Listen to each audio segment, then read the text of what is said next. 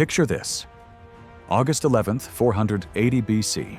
A dusty coastal road called Thermopylae, the Hot Gates, where mountains squeeze against the Malian Gulf. A Persian messenger rides forward expecting the usual: fear, surrender negotiations, maybe a symbolic gift of earth and water. Just another day conquering the world. Instead, he finds 7,000 Greeks blocking the narrowest point of the pass, like a human wall. The Spartans in front? They're not preparing defenses, they're exercising. Combing their hair. One looks up from oiling his shield and tells the messenger, "Come and take them." When the first Persian assault wave charges in, they don't just get stopped, they get shredded. Spears punch through wicker shields into faces. Bodies pile up so high, the second wave has to climb over their own dead just to reach Greek spear points. The immortals, Xerxes' elite 10,000, fare no better. They're elite in open ground. Here, they're just more meat for the grinder. This isn't a movie exaggeration. This is August 480 BC, documented by Herodotus and confirmed by the landscape itself. A 200,000-man empire, some ancient sources say over 1 million, forced to attack through a space so narrow that all those numbers become a liability. The Hot Gates didn't just slow the Persians down, it turned their greatest advantage into a logistical nightmare where more men meant more chaos, more congestion, more dying. Why would 7,000 men stand here? Because they were done. Done watching Persian armies burn Greek cities. Done with the threat of slavery for their families. Done with running. The Spartans had a law: never retreat, never surrender. The other Greeks, Thespians, Thebans, Phocians, they knew this was a suicide mission and stayed anyway. Because sometimes you don't fight to win, you fight to buy time, to bleed an empire so badly it thinks twice, to show that conquest has a price. And at Thermopylae, the Persians paid in blood for every single foot of that road. This sets the stage for one of history's most brutal reversals: how geography can delete numbers. How 7,000 men turned a narrow pass into a 3-day nightmare that would change how the Persians saw Greeks forever. From afterthought to threat. From easy conquest to never underestimate these people again. By the time Xerxes finally breaks through, using betrayal, not strength, he'll have learned a lesson that haunts the rest of his invasion. Wherever you're watching from right now, whether that's North America, Europe, Asia, wherever, hit that like button because we're about to break down exactly how Thermopylae worked. Not the Hollywood version. The real tactical nightmare of terrain, timing, and why the Hot Gates became Persia's graveyard. Let's get into it. The strategic picture. Spring 480 BC, the largest invasion force the ancient world has ever seen crosses the Hellespont into Europe. Xerxes, king of kings, ruler of the Persian Empire, has assembled somewhere between 120,000 and 300,000 soldiers. Ancient sources claim over 1 million. Whatever the true number, it's enough to drink rivers dry. His target? Greece. His mission? Finish what his father Darius started. Revenge for the Persian defeat at Marathon 10 years earlier. The Greek city-states are scrambling. Athens and Sparta, bitter rivals, suddenly find themselves on the same side. They need a plan. Fast. Here's what they come up with. A 2-pronged defense. Hold the narrow coastal pass at Thermopylae on land. Block the Persian fleet at Artemisium by sea. These 2 points work together like a lock and key. If the pass holds, the fleet can't land troops behind the Greek army. If the fleet holds, the Persians can't bypass the pass entirely. The strategy isn't about winning, not yet. It's about buying time. Every day the Persians bleed at Thermopylae is another day for southern Greece to prepare, another day for Athens to evacuate, another day for the Greek fleet to gather strength. 7,000 men against an empire. Not to stop it, just to slow it down. Stay with me. Because the place they chose to make that stand? It's about to become the most efficient killing ground in ancient history. This is a road that deletes numbers. Forget what you think you know about Thermopylae. Forget the wide coastal plain you'd see if you visited today. In 480 BC, the landscape was completely different. Picture a mountain wall, sheer cliffs dropping straight down. At the base, a narrow coastal road squeezed between those cliffs and the Malian Gulf. In some places, the pass was wide enough for a wagon. In others, barely wide enough for 2 men to walk abreast. The road had 3 natural choke points. The Greeks called them gates. The eastern gate, the middle gate, the western gate, each one a natural bottleneck where the mountains pinched the road tight. The Greeks chose to defend the middle gate. Why? Because here, an ancient wall built by the Phocians still stood, crumbling but usable, and the terrain was perfect. Hot springs bubbled up from the ground. That's where the name Hot Gates comes from, creating marshy, waterlogged soil on either side of a narrow causeway. Think about that. You're a Persian commander. You have 200,000 men, and you have to funnel them through a space where maybe 15 to 20 soldiers can stand shoulder to shoulder at any given time.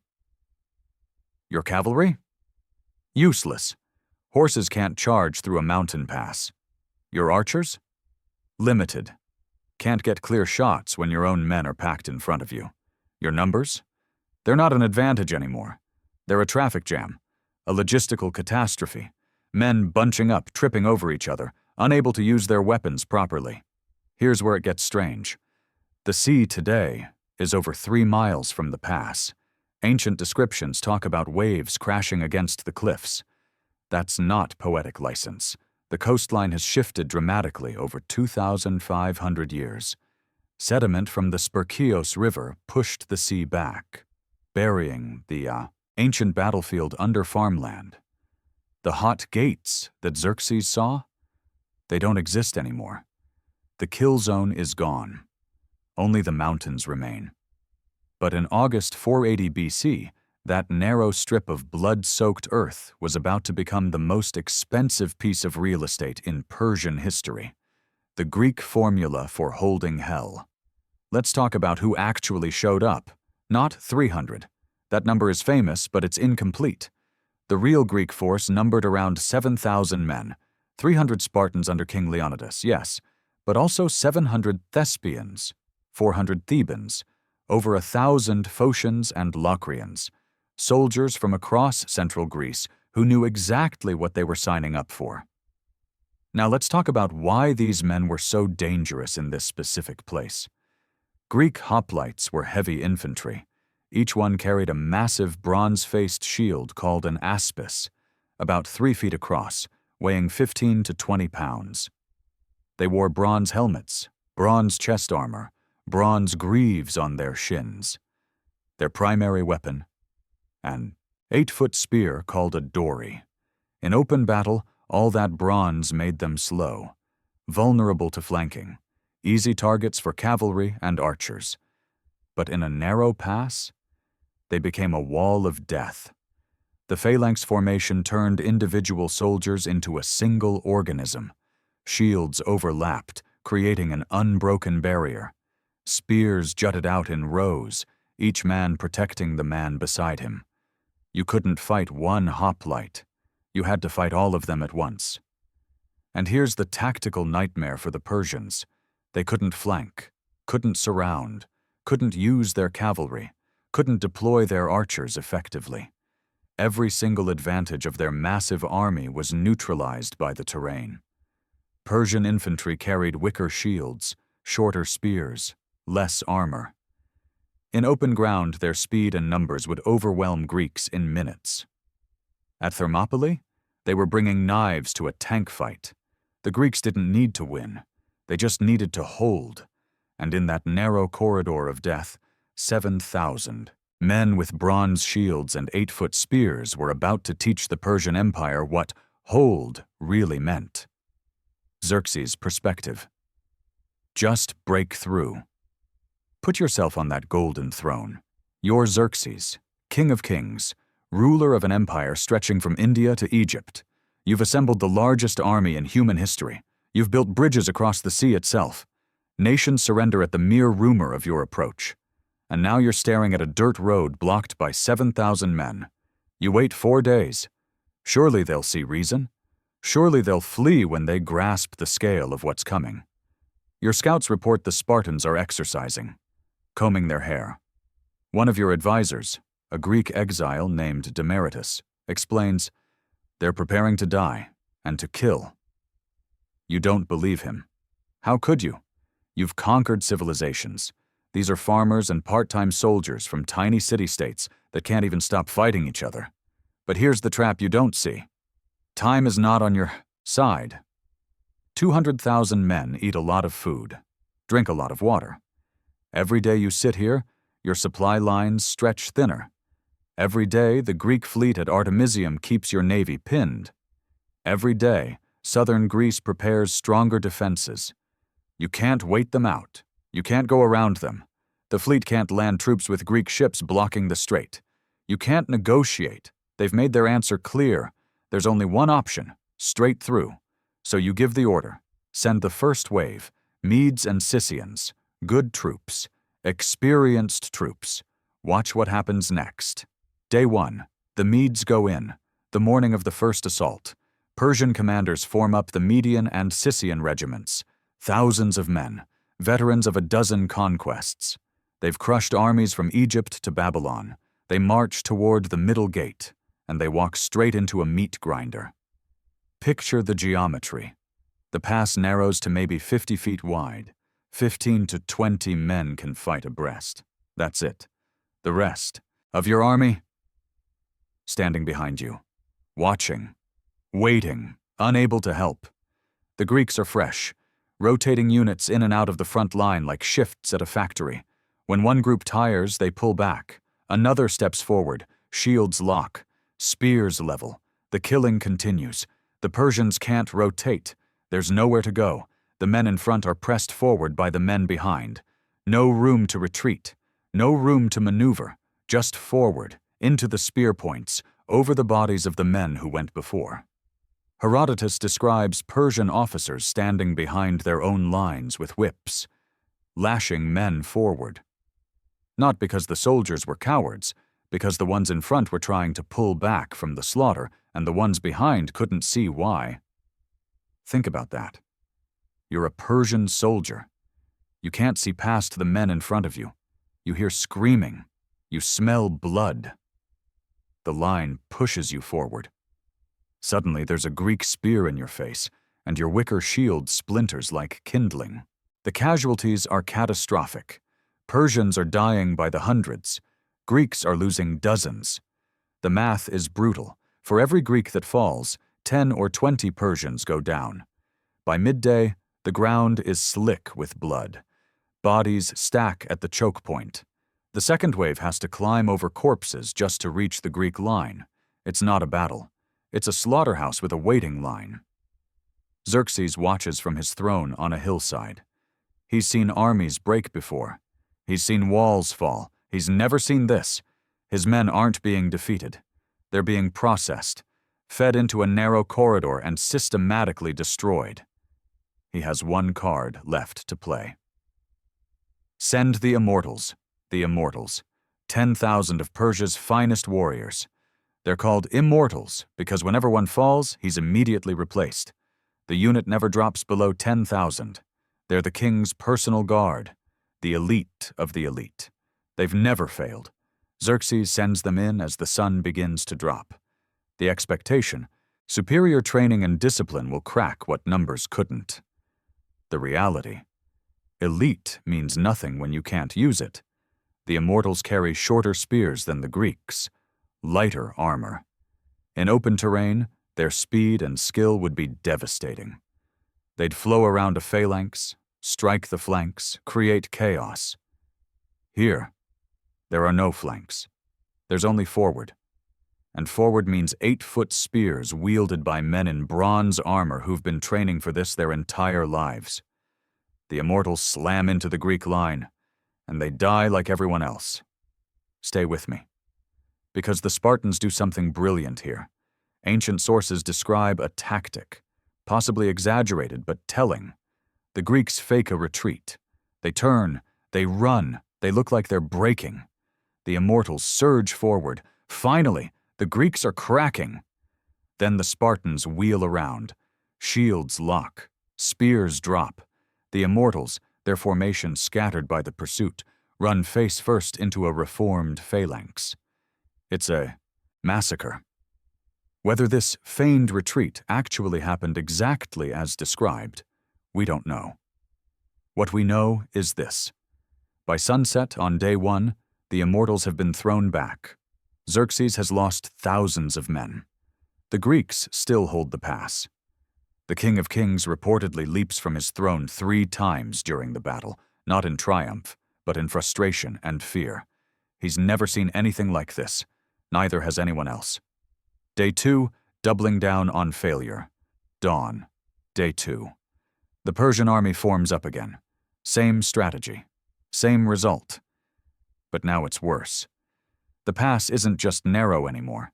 It's a charnel house. Blood has soaked into the dirt, turning it to mud. Bodies are stacked so thick that units have to clear paths before they can advance. The smell is unimaginable. Iron and rot baking under the August sun. The Greeks rotate fresh. The Persians don't have that luxury. The men who survived yesterday are exhausted, traumatized, watching friends die by the score. The men who haven't fought yet are watching the survivors stumble back, hollow-eyed, shaking. Morale is collapsing. And still Xerxes sends them in. Why? Because he's trapped. Here's where it gets strange. Retreat isn't just tactically bad, it's existentially threatening.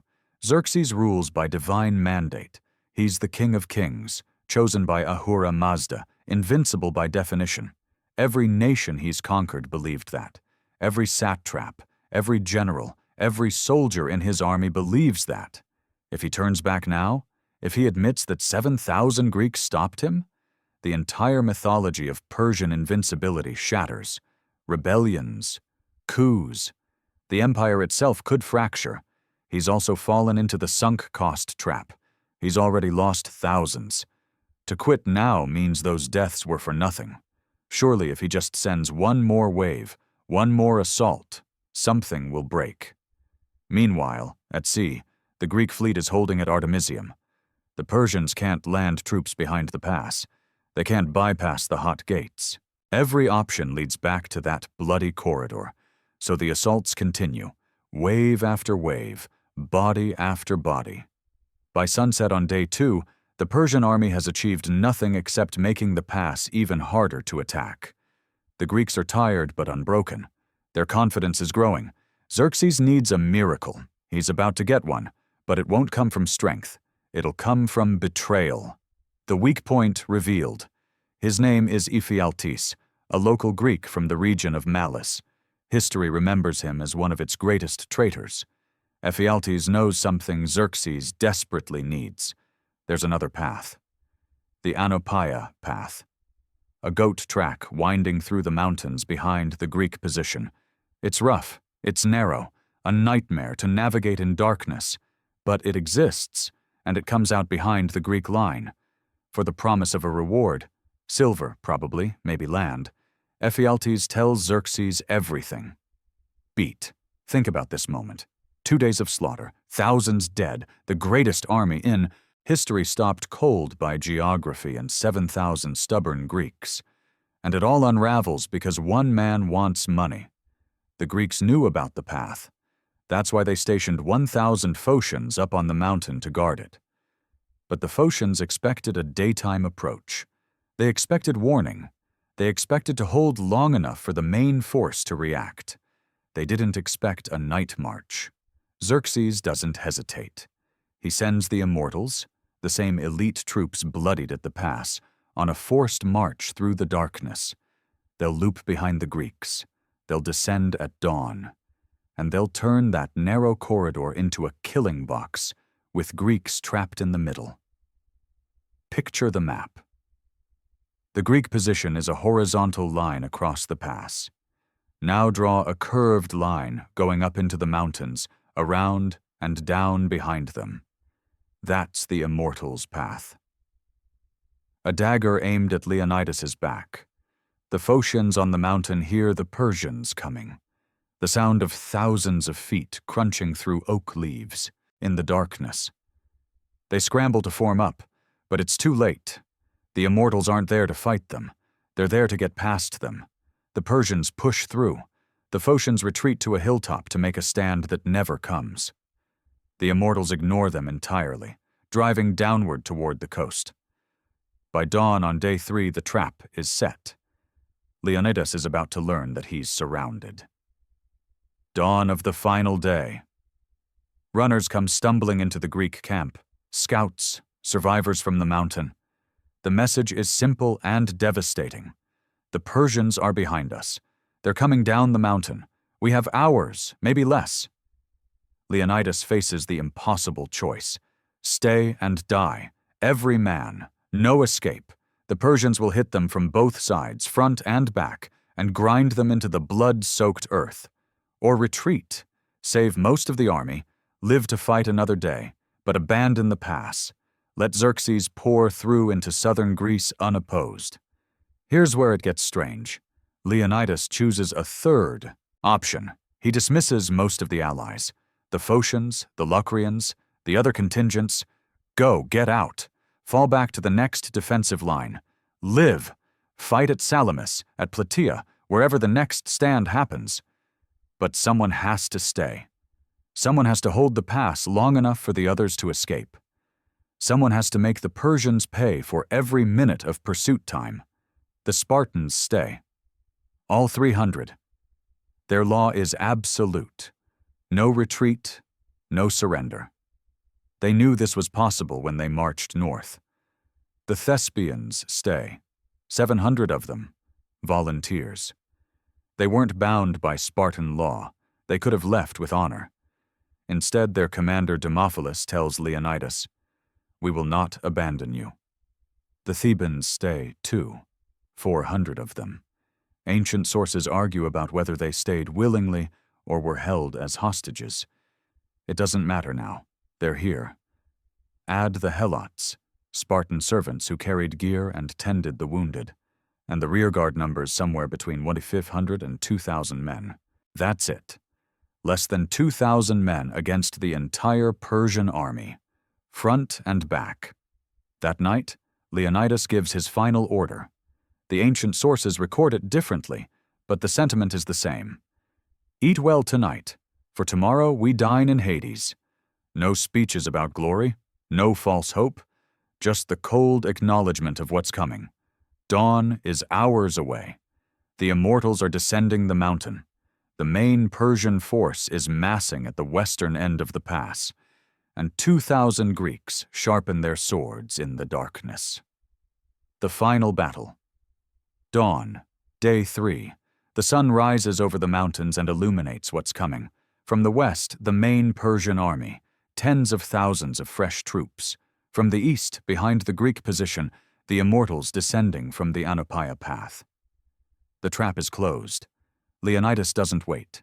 In every battle so far, the Greeks have fought defensively, held the wall, let the Persians come to them, used the terrain to neutralize numbers. Not today. Today, the Greeks abandon the wall. They push forward into the wider part of the pass.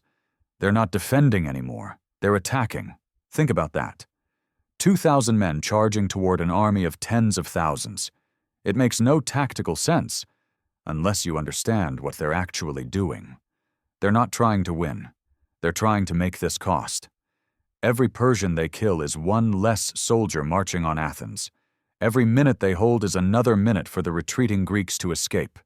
Every drop of blood they spill buys time, and time is the only currency they have left.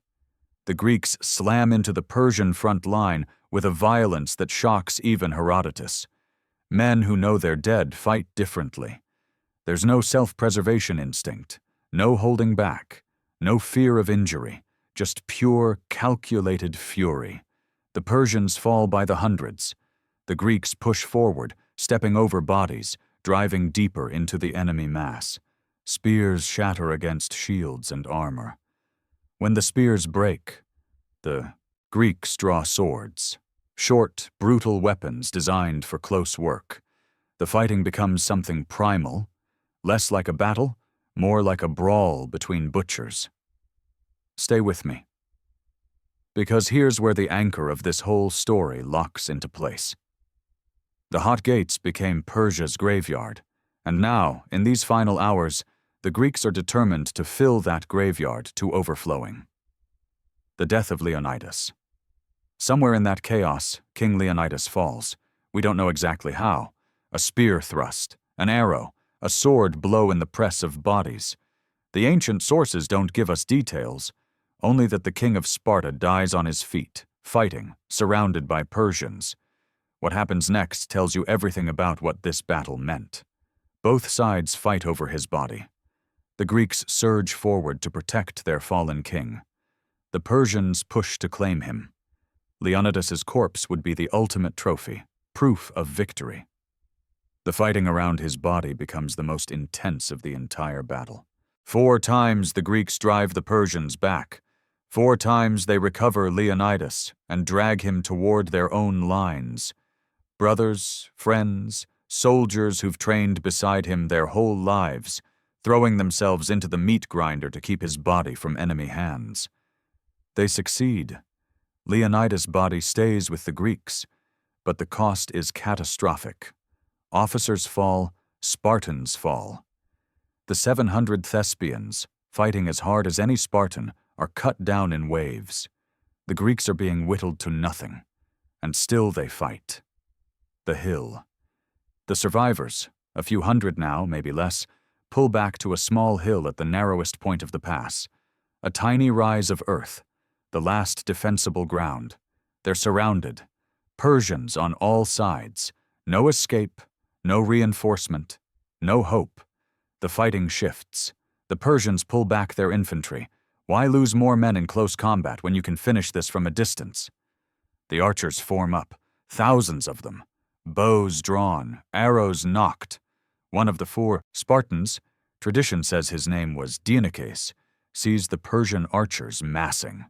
Someone tells him, their arrows are so numerous they'll blot out the sun. Dienekes doesn't flinch. Good. Then we'll fight in the shade. The arrows fall, not a volley, a storm. A darkening of the sky followed by the whisper of 10,000 shafts cutting through air.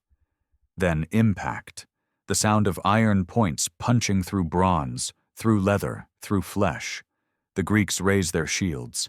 Some arrows deflect. Most find gaps. Men fall. The shield wall shrinks. Another volley, another. The hill becomes a pincushion of arrow shafts and bodies. Greeks die standing, shields raised, facing the enemy. Greeks die kneeling, too wounded to stand but still fighting.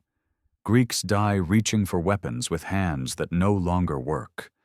When the arrows stop, the Persian infantry advances to finish what's left. There isn't much left. The final Greeks fight with whatever they have. Swords, broken spears, shields used as clubs, hands, teeth, rocks pulled from the blood-soaked earth. They don't surrender. They don't ask for mercy. They fight until there's no one left fighting. And then it's over. The aftermath. Xerxes walks the battlefield. What he sees shakes him. The pass is carpeted with Persian dead. Thousands. Some estimates say 20,000 Persians fell at Thermopylae. The true number is unknowable, but this much is certain. The cost was staggering, unthinkable. An entire army's worth of casualties to kill 7,000 Greeks. The King of Kings finds Leonidas's body, and here's where you see how deeply Thermopylae rattled him. Persian custom demanded respect for fallen enemies, especially kings. Honorable burial, recognition of valor. Xerxes orders Leonidas's head cut off and mounted on a stake. He orders the body crucified. This isn't standard practice. This is rage. This is humiliation transformed into desecration. This is a world emperor who just learned that conquest has a price, and he, Can't handle it. The pass is open. The road to southern Greece is clear. Xerxes has won the battle. But watch what happens next. The price of victory. Within weeks, the Greek fleet destroys the Persian navy at Salamis. Xerxes watches from a throne on the shore as his ships burn, his sailors drown, his invasion stalls. Within months, the Greek army crushes the Persian land forces at Plataea. The soldiers who escaped Thermopylae, the Phocians, the Locrians, the men Leonidas sent away, they're at Plataea, fighting, winning. Xerxes retreats. He never conquers Greece. He returns to Persia with a fraction of his army, his reputation shattered, his empire's aura of invincibility pierced forever. The 7,000 at Thermopylae didn't stop the invasion, but they broke something more important. They broke the myth. Before Thermopylae, the Persian Empire seemed unstoppable. Nations surrendered at the rumor of approach. Resistance seemed pointless. After Thermopylae, every Greek knew the truth. They can bleed, they can be hurt, they can be beaten. 3 days, 7,000 men. A narrow pass called the Hot Gates, that's all it took to change history. The epitaph. The Greeks built a monument at Thermopylae. For the Spartans, they inscribed words that have echoed for 2,500 years. Go tell the Spartans, stranger passing by, that here, obedient to their laws, we lie. No boasting, no glory, just duty, fulfilled to the end. Myths versus reality. Before we close, let's set the record straight. Myth, only 300 fought. Reality, 7,000 Greeks held the pass. Around 1,500 to 2,000 stayed for the final stand. Myth, the pass was spear width the whole way. Reality, complex terrain with multiple choke points, wide enough for limited maneuver, narrow enough to neutralize numbers. Myth, millions of Persians. Reality, likely 120,000 to 300,000. Still massive, still overwhelming, still stopped cold for 3 days. The legend didn't need exaggeration. The truth was extraordinary enough. The landscape, today. If you visit Thermopylae now, you won't recognize it. The sea is 3 miles away. Sediment from the Spercheios River buried the ancient coastline under farmland. The narrow pass where Leonidas held, where bodies stacked so high the Persians climbed over their own dead, is a wide coastal plain dotted with monuments and tourist signs. The Hot Gates are gone. The kill zone is farmland. Only the mountains remain, silent witnesses to what happened at their feet. This is why ancient descriptions sound wrong when you stand there today. The geography itself changed. The battlefield is buried beneath 2,500 years of river silt. But the story endures. Why we still tell this story? Not because 300 Spartans were superheroes. They weren't. Not because the Greeks won. They didn't. Not at Thermopylae. We tell this story because it proves something that matters. Terrain can delete numbers. Tactics can overcome odds. Will can make victory cost more than it's worth. Sometimes you don't fight to win. You fight to make the enemy pay. You fight to buy time for others. You fight to prove that conquest isn't free. Thermopylae didn't stop Persia, but it broke the myth of inevitability, and that was enough. Closing August 480 BC. A narrow pass, a wall of bronze shields, 7,000 Greeks who knew they couldn't win, and fought anyway. The Hot Gates became Persia's graveyard. 20,000 Persian soldiers learned what that phrase meant. Xerxes learned it watching from his throne, leaping up in rage and fear as wave after wave of his finest troops vanished into a corridor of blood. The 300 Spartans get the glory. But remember the Thespians, 700 volunteers, who could have walked away and chose to stay. Remember the Thebans, the Phocians, the Locrians. Remember that this was never about one city. It was about a handful of free men who decided that some things matter more than survival. Leonidas's body was desecrated, his head mounted on a stake. Xerxes thought that was victory. 40 years later, a Greek army burned the Persian capital at Persepolis to the ground. The statue at modern Thermopylae shows Leonidas, shield raised, spear ready. Beneath him, the ancient epitaph carved in stone. Tourists take photos. Traffic rumbles past on the highway. The sea glitters 3 miles away, where no sea should be. But if you stand there at dawn, when the light hits the mountains just right, you can almost see it. The dust rising from 200,000 marching feet. The glint of bronze in a narrow pass. The silence before the first Persian charge. And 7,000 men who didn't run. If you made it this far, you're the type of person who wants the real story, not the Hollywood version. Like, subscribe and drop a comment telling me which historical battle to cover next. More tactical nightmares incoming.